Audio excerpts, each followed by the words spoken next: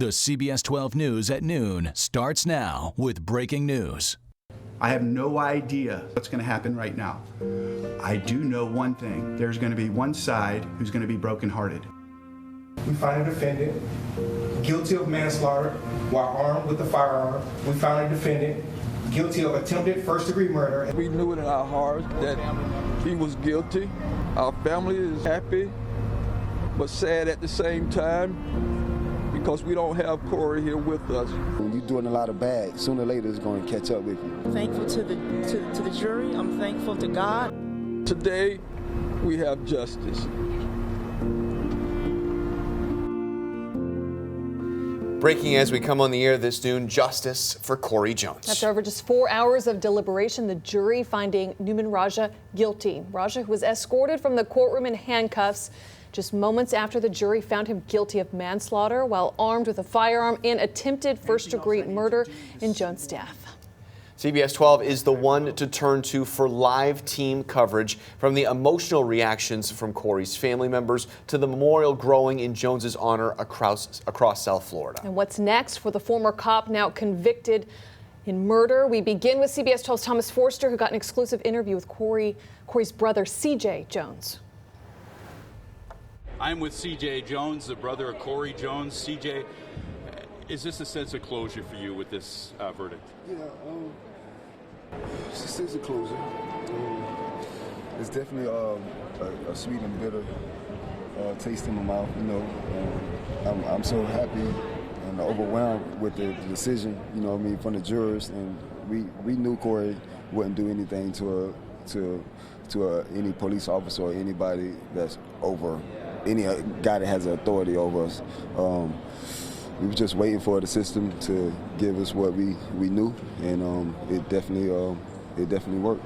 I know the system, the wheels of justice certainly turned. It's been over 3 years and 5 months roughly since the shooting death of your brother Corey. How is your family doing, and how difficult was this watching and reliving that night? Well, it was very difficult because coming to the case, to the trial, we've seen a lot more information and a lot more photos and stuff that we haven't seen. You know, the state was holding back on, you know, for evidence. To get a lot of that stuff this week, it was definitely overwhelming. And it was good for me to get over. I needed to see my brother there. I needed to see exactly for what he was saying that he did, and I need to see that for me to have some peace. So I seen that, and I'll be able to grieve over it and get over what I saw. One last question before I let you go back to your family. Do you feel the wheels of justice have come full circle and got you your day in court, and what has happened? I think that, you know, they gave us what we wanted. I think justice has definitely been served, and we're just here to keep the beat alive, man.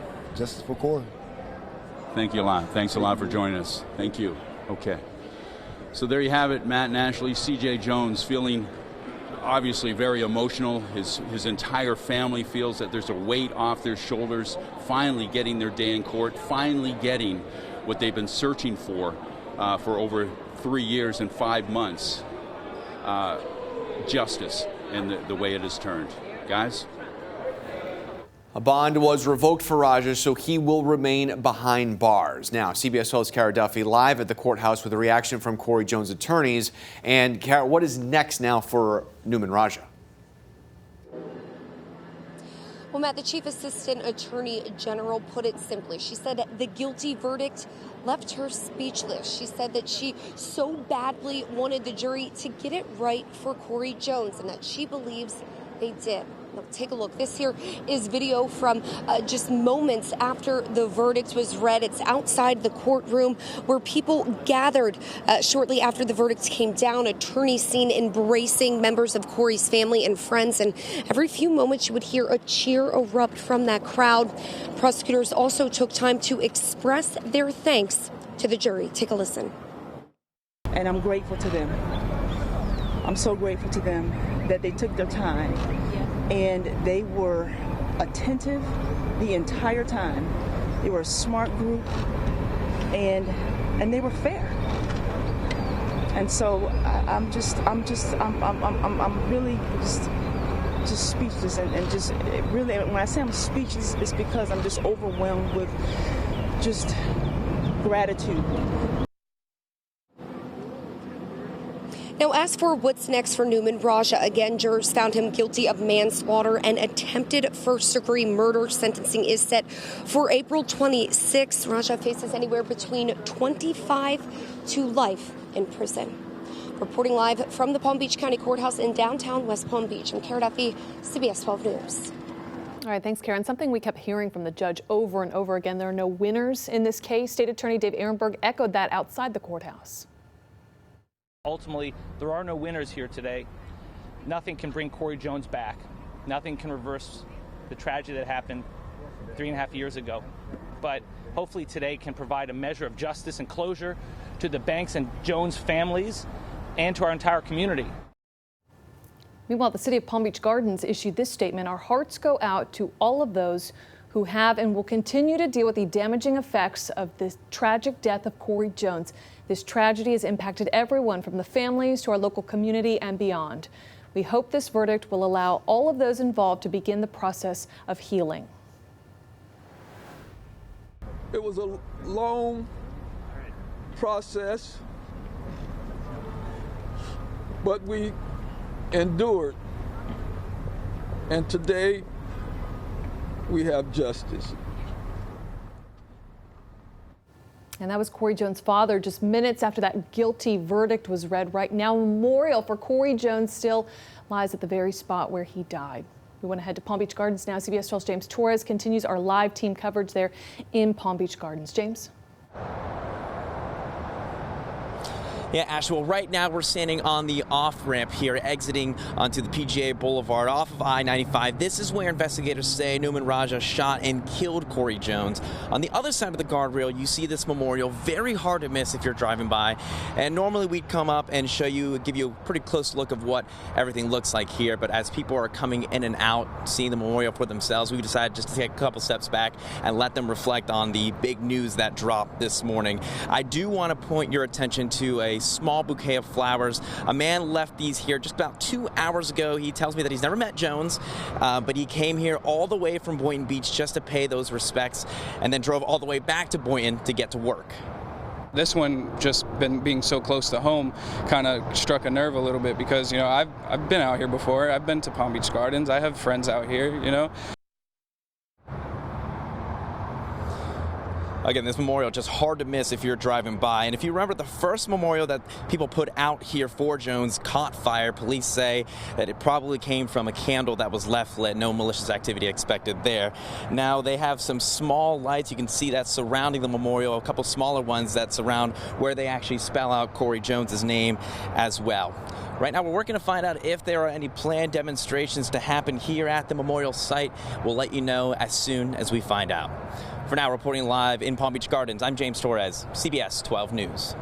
Thanks, James. An emotional end for the family of Corey Jones. His brother CJ had this message for other law enforcement officers. To all the officers out there that's doing bad and doing stuff behind closed doors that you know you're supposed to be doing, your day is coming, man. So you might as well do good. Moments after the verdict was read, along with the memorials for Corey Jones, this one popped up for Nouman Raja. Several held hands in a circle and prayed for Raja and his family. We do some breaking news to bring you right now out of Rockford, Illinois, after reports came in of an active shooter. We just got an update about this moments ago. Police believe there is no longer a threat in this area. This new video we're seeing, you can see there's a big law enforcement presence. But again, police do not believe there's a threat in this area any longer. They are not recommending any lockdowns. This all stems from a task force serving a warrant, they tell us, on a man named Floyd Brown of Springfield at a motel. We do know shots were fired. One officer was hit. The condition of that officer unknown at this point. Police are right now looking for Brown. They believe he could be armed with a rifle. But again, reports of an active shooter. The threat of that active shooter appears to be over. We'll keep following this. Look for updates on CBS12.com. Next, our coverage of the justice for Corey Jones continues. In minutes, we'll talk to a well-respected defense attorney about how the jury could have reached this guilty verdict so quickly. Also, breaking news right now, developments in the human and sex trafficking crackdown here in South Florida. What is next for New England Patriots owner Robert Kraft? Way FM, proud partner of the CBS12 News Network, the one to turn to. You're watching CBS12 News, the one to turn to. Live with Ashley Glass, Matt Lincoln, and Storm Track Weather with meteorologist Lauren Oleski. CBS 12 News continues. Eyes from all over the country on Palm Beach County in this high-profile case against Nouman Raja in the murder of local church drummer Corey Jones. Reaction pouring on in. Let's take a look at some of it on social media. One person here saying the case where a member of law enforcement falsely used stand your ground who has been found guilty in the assassination of Corey Jones, justice has been rendered. Tasty says, we got justice for Corey Jones. Justin says, justice delayed doesn't always mean justice denied. So many people saying this noon, finally justice, with the hashtag Corey Jones. Again, there is a memorial right now on PGA Boulevard, right at the exit of 95. We are going to take a look at the other side of this break, where expert insight from a well-known defense attorney after the guilty verdict in the Nouman Raja trial was reached. And it's a pretty nice afternoon out there for us. Temperatures right now are in the low 70s, still cool, but we are on a warming trend through the weekend. High pressure is going to start making its way off to our east, bringing in warmer temperatures. I'll let you know how much warmer we'll be this weekend coming up after the break.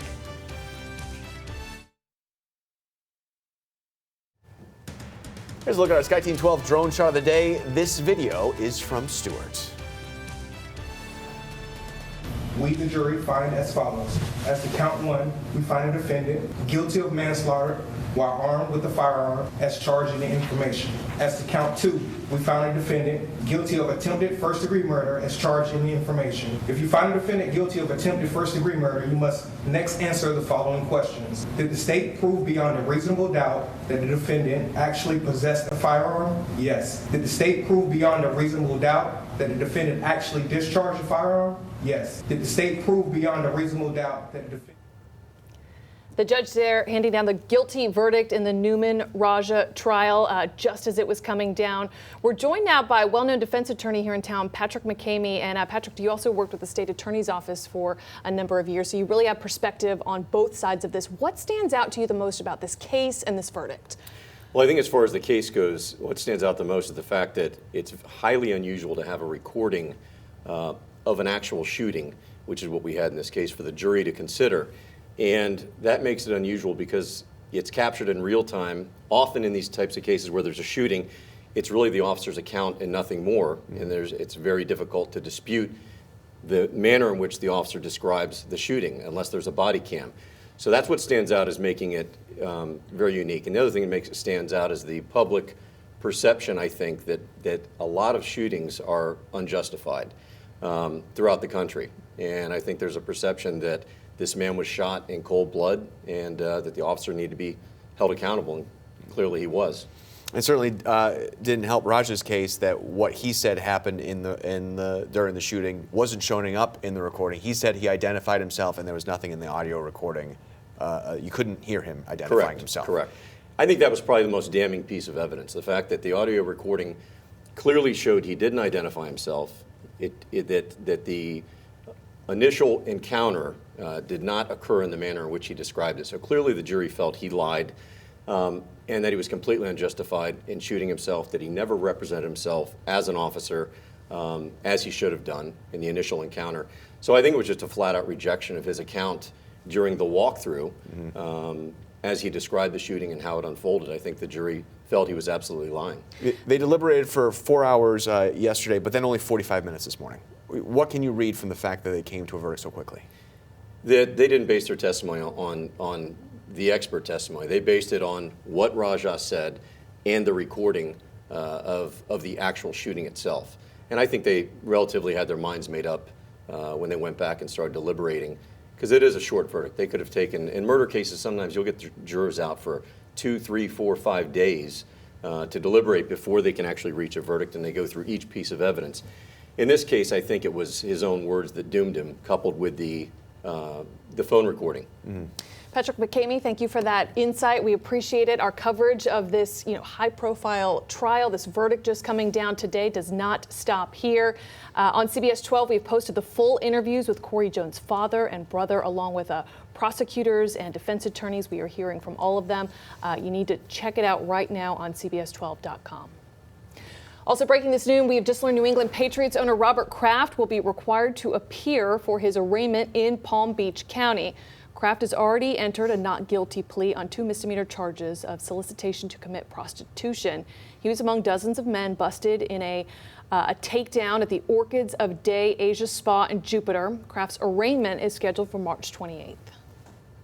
Time now for weather, and Lauren, that chill that we've had for the last day and a half is we're slowly losing it. That's right, Matt. The temperatures are slowly on their way up over the next few days. Storm track radar right now is dry. Not a whole lot going on out there right now. Cool though. Hey, Port St. Lucie, it's 68 degrees where you are still. Jupiter though, you're at 75, 72 in Stewart and West Palm. Vero Beach at 71. So you see how the winds are coming in off of the northeast? That's allowing our temperatures to warm up. We're starting to see this high pressure make its way off to the east. Now, once it's further east-southeast of our location, winds change direction even more. Slightly more of a southerly flow, which brings in more heat. So here's our temperature trend for the next 5 days.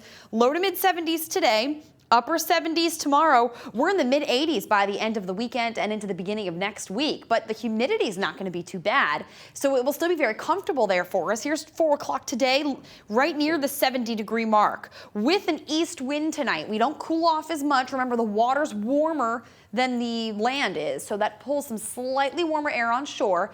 Tomorrow morning, we will start off in the 50s and 60s, and then we will head back into the upper 70s for your afternoon tomorrow. So here's your 7-day forecast. Low 70s today, upper 70s tomorrow. Really beautiful weather through the weekend. Don't forget, sadly, we lose an hour of sleep Saturday night. We are springing forward. We go from 1:59 to 3 a.m. Temperatures are back in the mid-80s by the end of the weekend.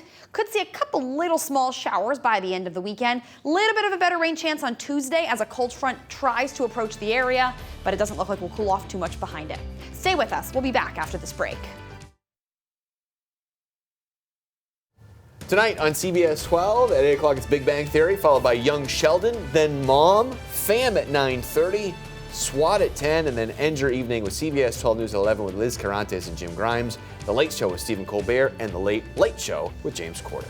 We want to thank you for joining us here at noon. We want to leave you with pictures from the courthouse, too. It's been a big day where several are leaving messages in remembrance of Corey Jones. And remember, the news is always on CBS12.com. We'll see you at 3.